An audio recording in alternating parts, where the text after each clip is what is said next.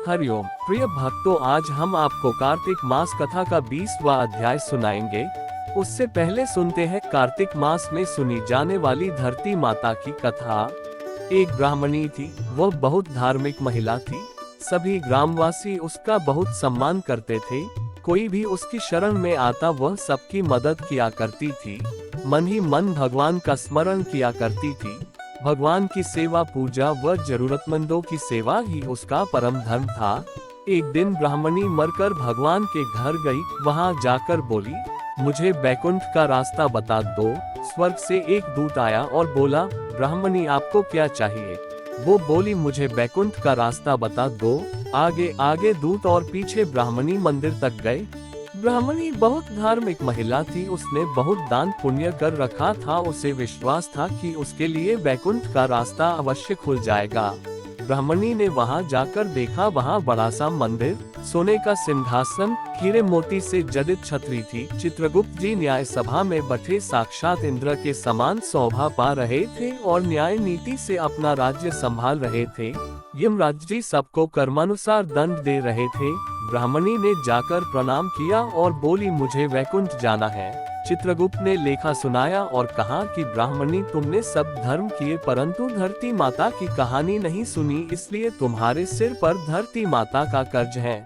वैकुंठ में कैसे जाएगी? ब्राह्मणी बोली, धरती माता की कहानी के क्या नियम हैं? चित्रगुप्त जी बोले, कोई 1 साल, कोई 6 महीने, कोई 7 दिन ही सुने, पर धरती माता की कहानी अवश्य सुने, फिर उसका उद्यापन कर दे। धरती माता की कहानी सुनने से जाने अनजाने किए गए पाप कर्मों को धरती माता हर लेती है। स्वर्ग लोक में धर्म को ही स्थान प्राप्त है। यहाँ पाप के लिए कोई जगह नहीं है।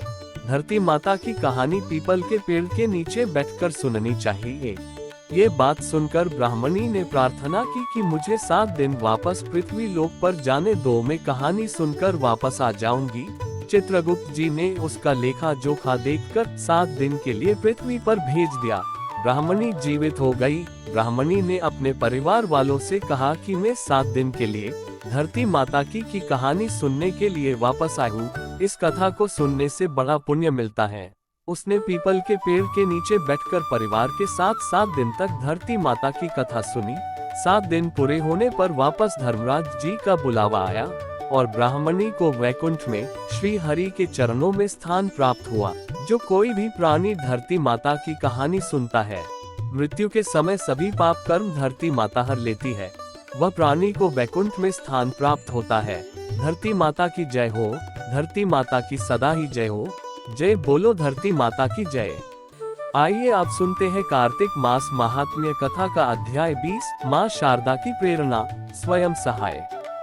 कार्तिक महात्म का लिखूं ये 20वां अध्याय। अब राजा पृथु ने पूछा, हे देवर्षि नारद, इसके बाद युद्ध में क्या हुआ तथा वह दैत्य जलंधर किस प्रकार मारा गया? कृपया मुझे वह कथा सुनाए। नारद जी बोले, जब गिरिजा वहां से अदृश्य हो गई और गंधर्वी माया भी विलीन हो गई, तब भगवान वृषभध्वज चैतन्य हो गए। उन्होंने लौकिकता व्यक्त करते हुए बड़ा क्रोध किया और विस्मित मना जलंधर से युद्ध करने लगे। जलंधर शंकर के बाणों को काटने लगा, परंतु जब काट न सका तब उसने उन्हें मोहित करने के लिए माया की पार्वती का निर्माण कर अपने रथ पर बांध लिया। तब अपनी प्रिया पार्वती को इस प्रकार कष्ट में पड़ा देख लौकिक लीला दिखाते हुए शंकर जी व्याकुल हो गए। शंकर जी ने भयंकर रौद्र रूप धारण कर लिया। अब उनके रौद्र रूप को देख कोई भी दैत्य उनके सामने खड़ा होने में समर्थ न हो सका और सब भागने छिपने लगे। यहाँ तक कि शुंभ निशुंभ भी समर्थ न हो सके। शिवजी ने उन शुंभ निशुंभ को शाप देकर बड़ा धिक्कारा और कहा, तुम दोनों ने मेरा बड़ा अपराध किया है। तुम युद्ध से भागते हो, भागते को मारना पाप है। इससे मैं तुम्हें अब नहीं मारूंगा, परंतु गौरी तुमको अवश्य मारेगी। शिवजी के कहने पर सागर पुत्र जलंधर क्रोध से अग्नि के समान प्रज्वलित हो उठा। उसने शिवजी पर घोर बाण बरसाकर धरती पर अंधकार कर दिया। तब उस दैत्य की चेष्टा देखकर शंकर जी बड़े क्रोधित हुए तथा उन्होंने अपने चरणांगुष्ठ से बनाए हुए सुदर्शन चक्र को चलाकर उसका सिर काट लिया। एक प्रचंड शब्द के साथ उसका सिर पृथ्वी पर गिर पड़ा और अंजन पर्वत के समान उसके शरीर के 2 खंड हो गए। उसके रुधिर से संग्राम भूमि व्याप्त हो गई। शिवाज्ञा से उसका रक्त और मांस महारौरव में जाकर रक्त का कुंड हो गया तथा उसके शरीर का तेज निकलकर शंकर जी में वैसे ही प्रवेश कर गया जैसे वृंदा का तेज गौरी के शरीर में प्रविष्ट हुआ था। जलंधर को मरा देख देवता और सब गंधर्व प्रसन्न हो गए। मां शारदा की प्रेरणा स्वयं सहाय। आइए अब सुनते हैं दामोदर लीला। एक बार अपनी दासी को घर के अन्य कार्यों में लगा हुआ देखकर माता यशोदा ने स्वयं ही मक्खन का मंथन किया। जब उन्होंने मक्खन का मंथन किया तो उन्होंने अपने पुत्र श्री कृष्ण की बाल्यावस्था की अद्भुत लीलाएं गाईं और उनके बारे में सोचकर आनंद लिया। उस समय श्री कृष्ण वहां प्रकट हुए और वह भूखे थे। वह चाहते थे कि माता मक्खन मथना बंद करे और पहले उन्हें खिलाए। माता यशोदा ने अपने पुत्र को गोद में उठा लिया और उन्हें दूध पिलाने लगी। जब श्री कृष्ण दूध पी रहे थे तो माता यशोदा मुस्कुराए और अपने बालक की सुंदरता का आनंद लिया। अचानक चूल्हे पर रखा दूध उबलने लगा। दूध को छलकने से रोकने के लिए माता यशोदा ने तुरंत श्री कृष्ण को एक तरफ रख दिया और चूल्हे पर चली गई। अपनी माता द्वारा उस अवस्था में छोड़े जाने पर श्री कृष्ण बहुत क्रोधित हो गए और उनके होंठ और आंखें क्रोध से लाल हो गईं। उन्होंने अपने दांत और होठों को दबाया और पत्थर का एक टुकड़ा उठाकर तुरंत मक्खन के बर्तन को तोड़ दिया। उन्होंने उसमें से मक्खन निकाला और आंखों में झूठे आंसू के साथ एक सुनसान जगह में बैठकर मक्खन खाने लगे। इसी बीच माता यशोदा दूध के बर्तन को क्रम से लगाकर मंथन स्थल पर लौट आई। उन्होंने टूटा हुआ बर्तन देखा जिसमें मथा हुआ दही रखा हुआ था। चूंकि उन्हें अपना पुत्र नहीं मिला, इसलिए उन्होंने निष्कर्ष निकाला कि टूटा हुआ बर्तन बालक का ही काम था। वह सोचकर मुस्कुराए, बालक बहुत चतुर है। घड़ा तोड़ने के बाद दंड के भय से वह यहाँ से चला गया है। जब उन्होंने इधर उधर खोज की तो अपने पुत्र को लकड़ी के एक बड़े उखल पर बैठा पाया जिसे उल्टा रखा गया था। वह एक झूले पर छत से लटके हुए बर्तन से मक्खन ले रहा था और उसे बंदरों को खिला रहा था। माता यशोदा ने देखा कि श्री कृष्ण उनके नटखट व्यवहार के प्रति सचेत थे, क्योंकि वह उनके डर से इधर उधर देख रहे थे। अपने पुत्र को इतना व्यस्त देखकर वह चुपचाप पीछे से उनके पास पहुंची। यद्यपि श्री कृष्ण ने उन्हें अपने हाथ में एक छड़ी के साथ अपनी ओर आते देखा और वह तुरंत उखल से नीचे उतर गए और भय के मारे भागने लगे। माता यशोदा ने भगवान के सर्वोच्च व्यक्तित्व को पकड़ने की कोशिश करते हुए सभी कोनों में उनका पीछा किया, जो महान योगियों के ध्यान से भी कभी संपर्क नहीं करते हैं। भगवान श्री कृष्ण, जो योगियों अथवा तपस्वियों द्वारा कभी नहीं पकड़े जाते हैं, माता यशोदा जैसे महान भक्त के लिए एक छोटे बच्चे की तरह खेल रहे थे। यद्यपि माता यशोदा अपनी पतली कमर और भारी शरीर के कारण तेज दौड़ने वाले बालक सरलता से पकड़ नहीं पा रही थी, फिर भी उन्होंने जितना शीघ्र हो सके उनका पीछा करने का प्रयास किया। उनके बाल गीले हो गए और बालों में लगे फूल जमीन पर गिर पड़े। वह थकी हुई थी, फिर भी वह किसी तरह अपने शरारती बालक के पास पहुंची और उन्हें पकड़ लिया। जब श्री कृष्ण पकड़े गए तो लगभग रोने की कगार पर थे। उन्होंने अपने हाथों को अपनी आंखों पर रख दिया, जिन पर काली आंखों के सौंदर्य प्रसाधनों से अभिषेक किया गया था। उन्होंने अपनी माता का चेहरा देखा जब वह उनके ऊपर खड़ी थी और उनकी आंखें भय से बेचैन हो गईं। बालक को भयभीत देखकर माता यशोदा ने अपनी छड़ी फेंक दी। उन्हें दंडित करने के लिए उन्होंने सोचा कि वह उनके हाथों को कुछ रस्सियों से बांध दे, परंतु जब उन्होंने श्री कृष्ण को बांधने का प्रयास किया तो पाया कि वह जिस रस्सी का उपयोग कर रही थी वह 2 इंच छोटी थी। उन्होंने घर से और रस्सियां इकट्ठी करके उसमें जोड़ दी, लेकिन फिर भी उन्हें वही कमी नजर आई। इस प्रकार उन्होंने घर में उपलब्ध सभी रस्सियों को जोड़ा, परंतु जब अंतिम गांठ जोड़ी गई तो उन्होंने देखा कि रस्सी अभी भी 2 इंच छोटी थी। माता यशोदा आश्चर्यचकित रह गईं। ये सब किस प्रकार संभव था? श्री कृष्ण को बांधने के प्रयास में वह थक गई। उन्हें पसीना आ रहा था और उनके सिर की माला नीचे गिर गई। तब भगवान ने अपनी माता के कठिन परिश्रम की प्रशंसा की और उन पर दया करते हुए वे रस्सियों से बंधने के लिए सहमत हुए।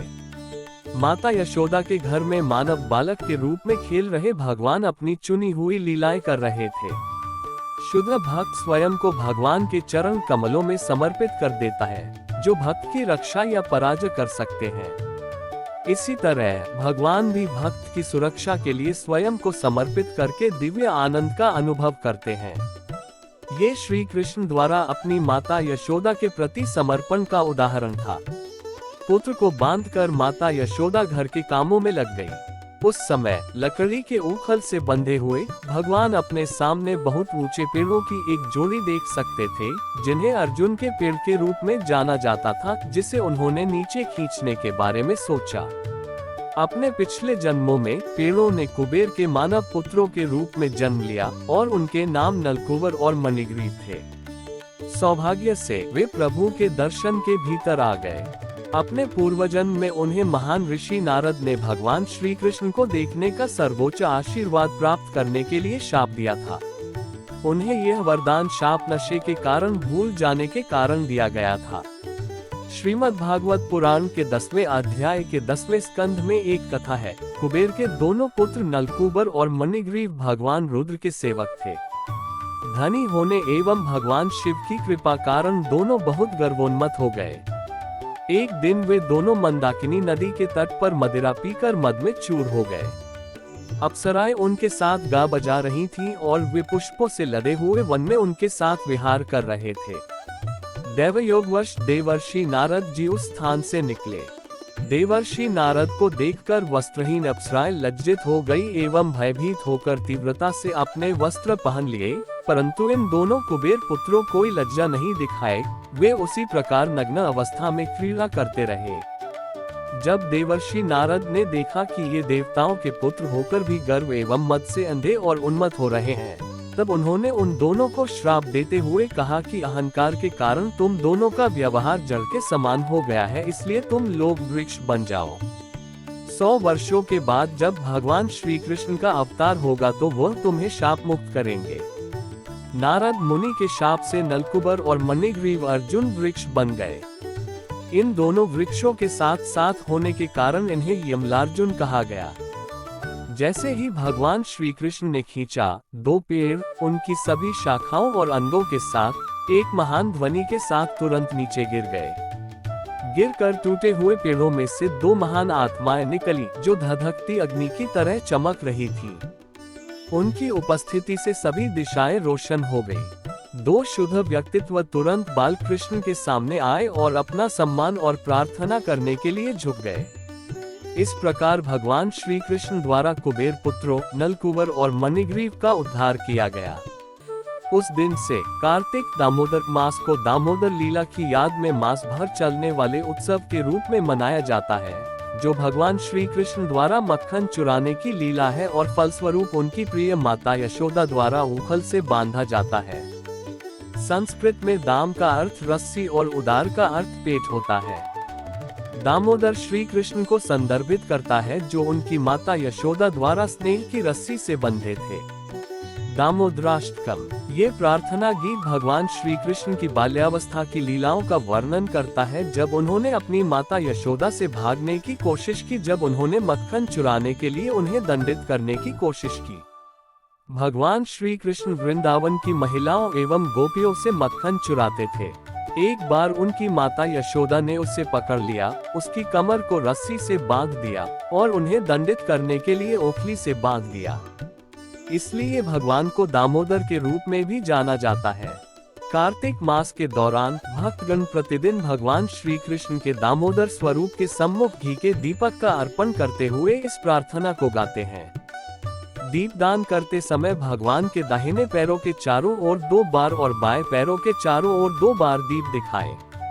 उसके बाद 2 बार पेट के आसपास दीप दिखाएं। फिर सिर के चारों ओर 3 बार दीप दिखाएं। अंत में भगवान के पूरे शरीर के चारों ओर 7 बार दीप दिखाएं। प्रत्येक श्लोक में भगवान के विभिन्न गुणों का वर्णन किया गया है, जो इस समय में एक बालक के रूप में प्रकट होते हैं और अपने भक्तों के स्नेह से स्वयं को कैद करने की अनुमति देते हैं। नीचे दिए गए 8 श्लोक की प्रार्थना गाएं, जिसमें हिंदी अनुवाद भी है। नमामीश्वर सच्चिदानंद रूप। लसत कुंडलम गोकुले भ्राजमान यशोदाभियोलुफलाधावमान परामृष्टमत्यम ततो द्रुत्या गोप्या। जिनके कपोलों पर दोदुल्यमान मकराकृत कुंडल क्रीड़ा कर रहे हैं, जो गोकुल नामक अपराकृत चिन्मय धाम में परम शोभायमान है, जो दधिभांड दूध और दही से भरी मटकी फोड़ने के कारण माँ यशोदा के भय से भीत होकर औखल से कूदकर अत्यंत वेग से दौड़ रहे हैं, और जिन्हें माँ यशोदा ने उनसे भी अधिक वेग पूर्वक दौड़कर पकड़ लिया है, ऐसे उन सच्चिदानंद स्वरूप सर्वेश्वर श्री कृष्ण की मैं वंदना करता हूँ। रुदंतम मुहुर्नेत्र युग्म मृजंतम कराम भोज युग्मेन सातंक नेत्रम मुहुर श्वास कम त्रिरेखांक कंठ स्थित ग्रैव दामोदर भक्ति बद्धम। जननी के हाथ में छड़ी देखकर मार खाने के भय से डरकर जो रोते रोते बारंबार अपनी दोनों आंखों को अपने हस्तकमल से मसल रहे हैं, जिनके दोनों नेत्र भय से अत्यंत विभल है, रोदन के आवेग से बारंबार श्वास लेने के कारण त्रिरेखायुक्त कंठ में पड़ी हुई मोतियों की माला आदि कंठभूषण कंपित हो रहे हैं, और जिनका उदर माँ यशोदा की वात्सल्य भक्ति के द्वारा रस्सी से बंधा हुआ है, उन सच्चिदानंद स्वरूप सर्वेश्वर श्री कृष्ण की मैं वंदना करता हूँ। इतिदृक् स्वलीलाभिरानंद कुंडे स्वघोषण निमज्जनतम आख्या प्रयंतम तदीयेषु भक्तिर्जितत्वम पुनः प्रेमतस्तम शतावृत्ति वंदे। जो इस प्रकार दामबंधनादि रूप बाल्य लीलाओं के द्वारा गोकुल वासियों को आनंद सरोवर में नित्यकाल सराबोर करते रहते हैं, और जो ऐश्वर्यपूर्ण ज्ञानी भक्तों के निकट मैं अपने ऐश्वर्यहीन प्रेमी भक्तों द्वारा जीत लिया गया हूँ, ऐसा भाव प्रकाश करते हैं, उन दामोदर श्री कृष्ण की मैं प्रेम पूर्वक बारंबार वंदना करता हूँ। वर देव मोक्ष न मोक्षाब्धि वा न चान्यम वृणे वरेशादपि इदम ते वपुरनाथ गोपाल बालम सदा में मनस्याविरास्ता के मन्य। हे देव, आप सब प्रकार के वर देने में पूर्ण समर्थ हैं, तो भी मैं आपसे चतुर्थ पुरुषार्थ रूप मोक्ष या मोक्ष की चरम सीमा रूप श्री वैकुंठ आदि लोक भी नहीं चाहता, और न मैं श्रवण और कीर्तन आदि नवधा भक्ति द्वारा प्राप्त किया जाने वाला कोई दूसरा वरदान ही आपसे मांगता हूँ। हे नाथ, मैं तो आपसे इतनी ही कृपा की भीख मांगता हूँ कि आपका ये बालगोपाल रूप मेरे हृदय में नित्यकाल विराजमान रहे। मुझे और दूसरे वरदान से कोई प्रयोजन नहीं है। इदम ते मुखाम्भोजम अत्यंत नीले वृत कुंतले स्निग्ध रक्तैश्च गोप्या मुहुश्चुंबित बिंबरक्ताधर में मनस्याविरास्ताम्लम लक्ष्यालाभ है। हे देव, अत्यंत श्यामल वर्ण और कुछ लालिमा लिए हुए चिकने और घुंघराले लाल बालों से घिरा हुआ तथा माँ यशोदा के द्वारा बारंबार चुंबित आपका मुख कमल और पके हुए बिंबफल की भांति अरुण अधर पल्लव मेरे हृदय में सर्वदा विराजमान रहे। मुझे लाखों प्रकार के दूसरे लाभों की आवश्यकता नहीं है।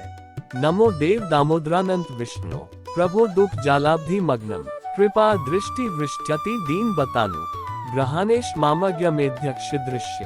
हे देव, हे भक्तवत्सल दामोदर, हे अचिंत्य शक्तियुक्त अनंत, हे सर्वव्यापक विष्णु, हे मेरे ईश्वर प्रभो, हे परमस्वतंत्र ईश, मुझ पर प्रसन्न होवे।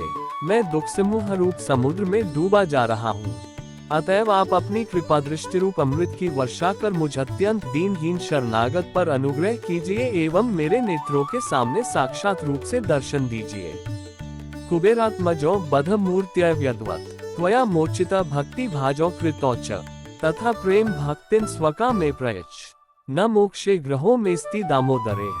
हे दामोदर, जिस प्रकार अपने दामोदर रूप से औखल में बंधे रहकर भी नलकुबेर और मणिग्रीव नामक कुबेर के दोनों पुत्रों का नारद जी के श्राप से प्राप्त वृक्षयोनि से उद्धार कर उन्हें परम प्रयोजन रूप अपनी भक्ति भी प्रदान की थी, उसी प्रकार मुझे भी आप अपनी प्रेम भक्ति प्रदान कीजिए। यही मेरा एकमात्र आग्रह है। किसी भी अन्य प्रकार के मोक्ष के लिए मेरा तनिक भी आग्रह नहीं है। नमस्तेस्तु दाम्ने स्फुरद दीप्ति धाम्ना त्वदीयोद्रयात् विश्वस्य धाम्ना नमो राधिकाय त्वदीय प्रियाय नमोनंत लीलाय देवाय तुभ्यम। हे दामोदर, आपके उदर को बांधने वाली महान रज्जु रस्सी को प्रणाम है। निखिल ब्रह्मतेज के आश्रय और संपूर्ण ब्रह्मांड के आधार स्वरूप आपके उदर को नमस्कार है। आपकी प्रियतमा श्री राधा रानी के चरणों में मेरा बारंबार प्रणाम है। और हे अनंत लीला विलास करने वाले भगवान, मैं आपको भी सैकड़ों प्रणाम अर्पित करता हूँ। आइए अब सुनते हैं तुलसी चालीसा। नमो नमो तुलसी महारानी, महिमा अमित न जाए बखानी। दियो विष्णु तुमको सन्माना, जग में छायो सुयश महाना। विष्णु प्रिया जय जयते भवानी, तेहु लोक की हो सुख खानी। भगवत पूजा कर जो कोई, बिना तुम्हारे सफल न होई। जिन घर तब नहीं होए निवासा, उस पर करही विष्णु नहीं बासा। करे सदा जो तब नित सुमिरन, तय के काज होए सब पूरन। कार्तिक मास महात्म तुम्हारा, ताको जानत सब संसारा। तब पूजन जो करे कुवारी, पावे सुंदर वर सुकुमारी। कर जो पूजन नित प्रति नारी, सुख संपत्ति से होए सुखारी। वृद्धा नारी करे जो पूजन, मिले भक्ति होवे पुलकित मन।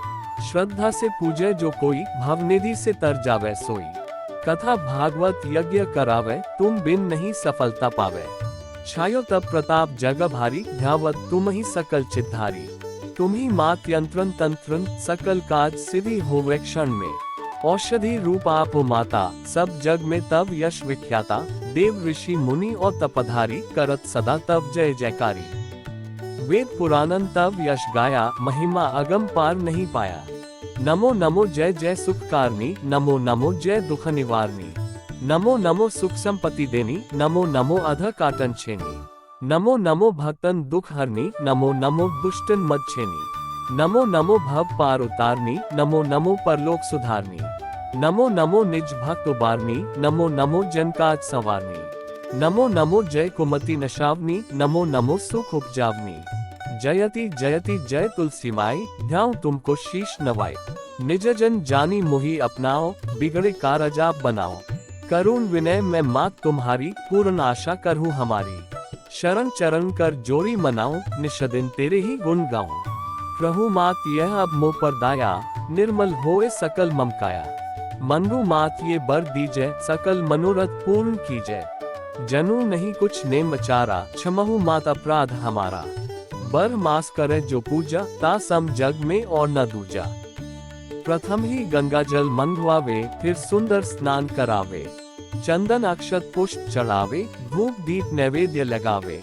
करे आचमन गंगा जल से, ध्यान करे हृदय निर्मल से। पाठ करे फिर चालीसा की, स्तुति करे मात तुलसा की। यह विधि पूजा करे हमेशा, ताके तन नहीं रहे क्लेशा।